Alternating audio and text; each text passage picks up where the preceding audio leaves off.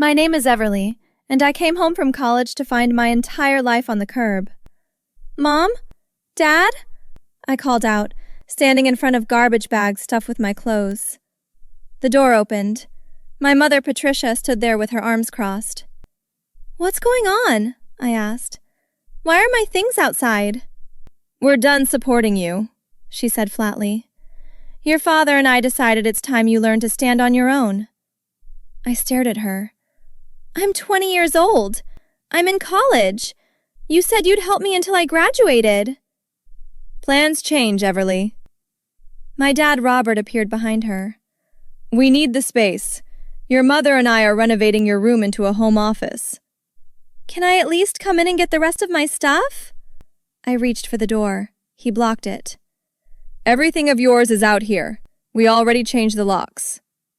My stomach dropped. You changed the locks? I live here. Not anymore, Patricia said. You're an adult now. Time to act like one. But my birth certificate, my social security card, all my documents. We'll mail them to you, Robert interrupted. Once you have an address. I felt tears burning my eyes. Why are you doing this? What did I do wrong? Nothing, my mother said, but something flickered in her expression. We just think it's time. Time for what? I'm literally in the middle of finals week. You'll figure it out, Robert said. We have faith in you. Then they closed the door in my face. I stood there in shock, listening to the lock click into place. My hands were shaking as I pulled out my phone and called my best friend Tyler. Hey, can I crash at your place? I asked, my voice breaking. My parents just kicked me out. What? Are you serious? Tyler sounded stunned. Dead serious. All my stuff is on the lawn in trash bags. Come over right now, he said. We'll figure this out. I loaded the bags into my car, crying the whole time. As I drove away, I saw my mother peek through the curtains, then quickly disappear. Something felt wrong about this. My parents weren't wealthy, but they'd always been stable. We had a good relationship. This came out of nowhere. Tyler helped me carry everything into his apartment. His roommate Connor looked sympathetic. That's brutal, man, Connor said. My parents threatened that once, but they never actually did it. I don't understand, I said, sitting on their couch. They've been acting weird for months, but I thought it was stress from work. Tyler handed me water. When did it start? I thought back. Right after my grandma Helen died, about 6 months ago. Your mom's mom? Tyler asked. I nodded. They didn't even let me go to the funeral. Said it was family only, which made no sense because I'm family. Connor and Tyler exchanged glances. That's suspicious, Connor said. You think? I laughed bitterly. They kicked me out with no warning and changed the locks. Everything about this is suspicious. The next morning, I was filling out a change of address form when my phone rang. Unknown number.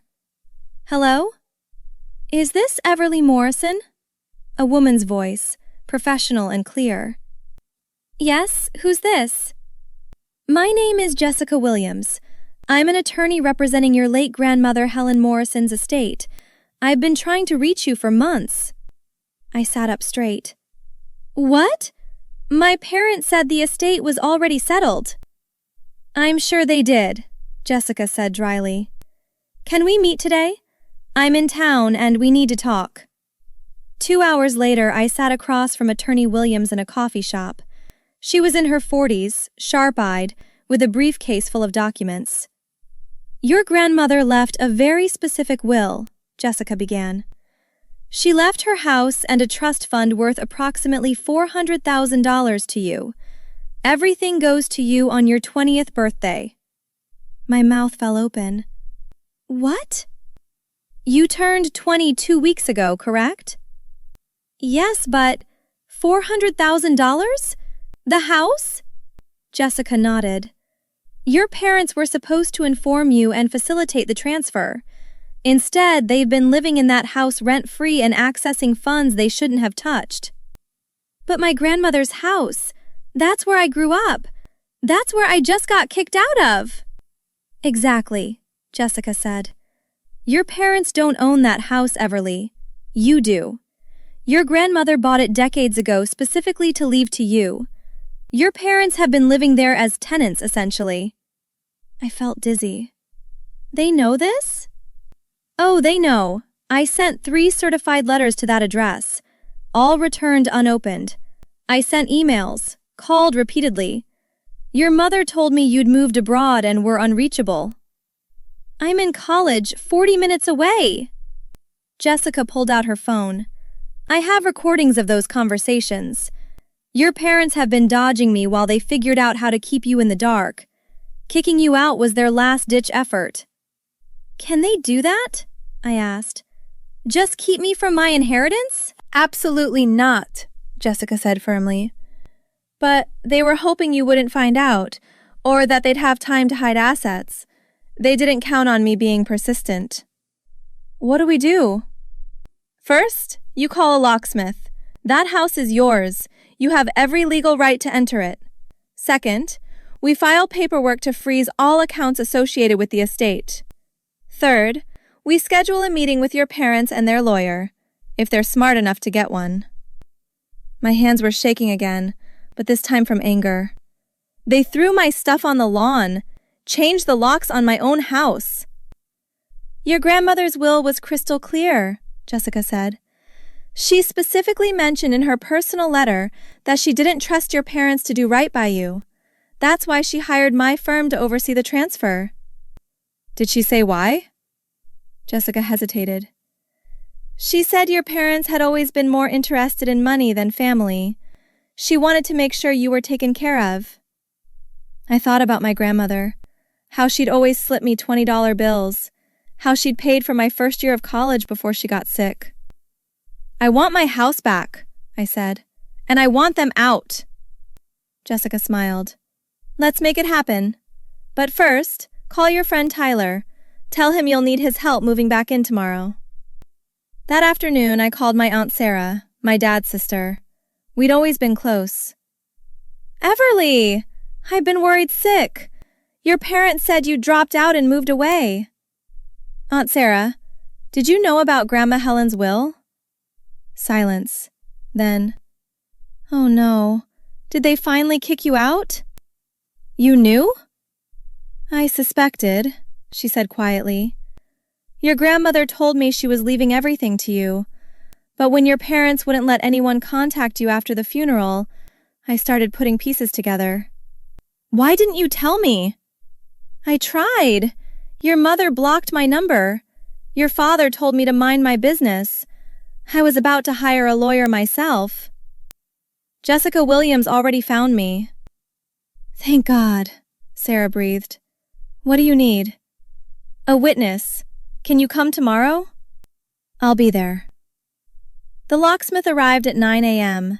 Jessica stood beside me with all the legal documents. My mother opened the door, saw us, and went pale. You can't be here, Patricia said. Actually, she owns this property, Jessica said calmly.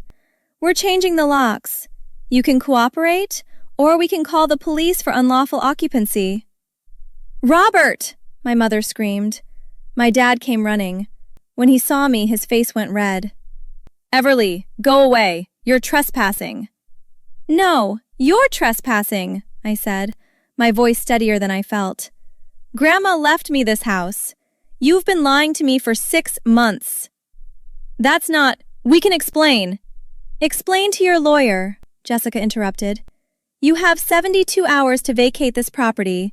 Any belongings left behind will be considered abandoned. Patricia grabbed Robert's arm. Do something! This is our home, Robert shouted. We've lived here for 20 years. As guests of Helen Morrison, who owned this property, Jessica said. She's deceased. Her heir is Everly. You have no legal claim. Tyler and Connor pulled up in Tyler's truck. Aunt Sarah arrived right behind them. Sarah, tell them this is crazy, Patricia begged.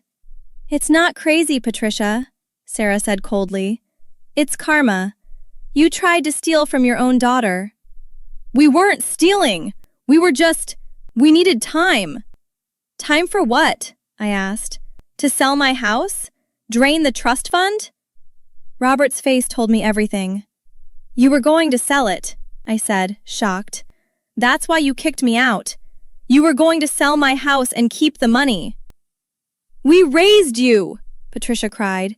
We fed you, clothed you, put a roof over your head. We deserved something. You deserved what you earned, Aunt Sarah snapped, not what you stole. The locksmith finished his work and handed me new keys. Thank you, I said, clutching them. Jessica addressed my parents one final time. Tomorrow, my office, 10 a.m. Bring a lawyer. We'll discuss repayment for the funds you've illegally accessed and your move-out timeline. Don't be late. My mother started crying. Everly, please. We're your parents. I looked at the woman who'd raised me, who'd thrown my clothes on the curb 2 days ago. You stopped being my parents when you chose money over me, I said. You have 72 hours. 3 days later, we sat in Jessica's conference room. My parents had brought attorney David Martinez, who looked distinctly uncomfortable. Let's begin, Jessica said. Over the past 6 months, Patricia and Robert Morrison have accessed approximately $47,000 from Everly's trust fund. That's impossible, my mother protested. We have bank records, Jessica interrupted. Would you like me to read each transaction? Martinez leaned over to whisper to my parents. Robert's face went gray. How much of that $47,000 was spent on the house? I asked. Jessica checked her notes. About $8,000. The rest went to personal expenses. Vacations, shopping, restaurants. While I ate ramen in my dorm room, I said quietly. Everly, honey, my mother started. Don't call me that, I cut her off. What happens now? Jessica looked at Martinez. Your clients need to repay the $47,000, plus interest and legal fees. Total comes to $52,000. We don't have that kind of money, Robert exploded. Then you'll set up a payment plan, Jessica said simply. $2,500 a month until it's paid off. Miss one payment, we go to court for fraud. Martinez whispered to them again. My mother was crying.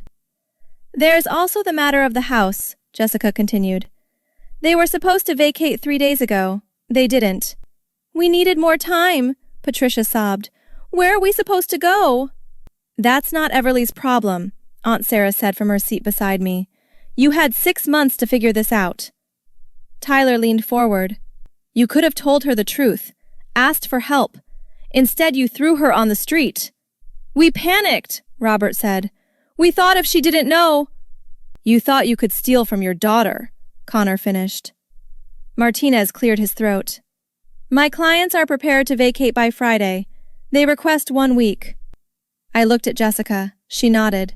1 week, I said. But the payment plan starts now. First payment by Friday when you leave. $2,500 by Friday? My mother gasped. How are we? Sell your stuff, I said coldly. The same way you were going to sell my house. The same way you threw my belongings in trash bags. Robert put his head in his hands. This is all wrong. Parents are supposed to inherit from their kids, not the other way around. That's not how inheritance works, Jessica said. And your daughter isn't dead. She's sitting right here, watching you try to justify theft. We gave you everything, Patricia cried, looking at me. We sacrificed so much. And Grandma paid you back, I said.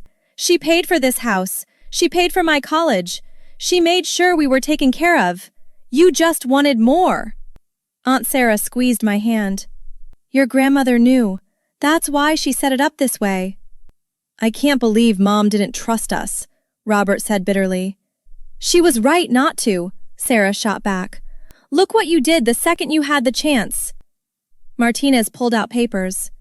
These are the payment plan documents and the official move-out agreement. My clients will sign. Jessica slid them across the table. My parents signed with shaking hands. What if we can't make a payment? My mother asked weakly. Then I file criminal charges for fraud and theft, Jessica said. You'll face jail time, so I suggest you figure it out. We all stood. My parents looked broken. Everly, my father said one last time. Can we talk? Just us? No, I said. Anything you have to say goes through my lawyer. You're really going to throw us out? Your own parents? You threw me out first, I reminded him. You changed the locks. You dumped my clothes on the lawn. You told people I'd moved abroad. Patricia reached for me. Please, we made a mistake. We're sorry. I stepped back. You're not sorry you did it. You're sorry you got caught. There's a difference. Tyler and Connor stood up with me. Aunt Sarah put her arm around my shoulders. Friday, Jessica said firmly. Everything out. Keys on the counter. Or we involve the police. We left them sitting there with their lawyer, probably trying to figure out where they'd find $2,500 in 3 days. Outside the office, I took a deep breath. You okay? Tyler asked. Yeah, I said. I really am. Your grandma would be proud, Aunt Sarah said, hugging me tight. That Friday, I walked into my house, my actual house, for the first time as its legal owner. My parents were gone. They'd left the keys like Jessica said. Most of the furniture was still there. My room was still a room, not an office. They'd been lying about that, too. Connor and Tyler helped me move my stuff back in. Aunt Sarah brought groceries. What will you do now? Sarah asked. Finish college, I said. Get my degree. Maybe rent out rooms to help with expenses. Live my life the way Grandma wanted me to. And your parents? I looked around the home my grandmother had given me. They'll make their payments, or they'll face the consequences. Either way, they're not my problem anymore. Justice isn't always loud. Sometimes it's quiet, like changing locks, signing papers, and taking back what was always yours. My parents thought they could steal my future. Instead, they lost their daughter. Have you ever discovered someone close to you was lying about something huge? Would you have given your parents a second chance? Like and subscribe for more stories about people who refused to be victims and proud back the right way.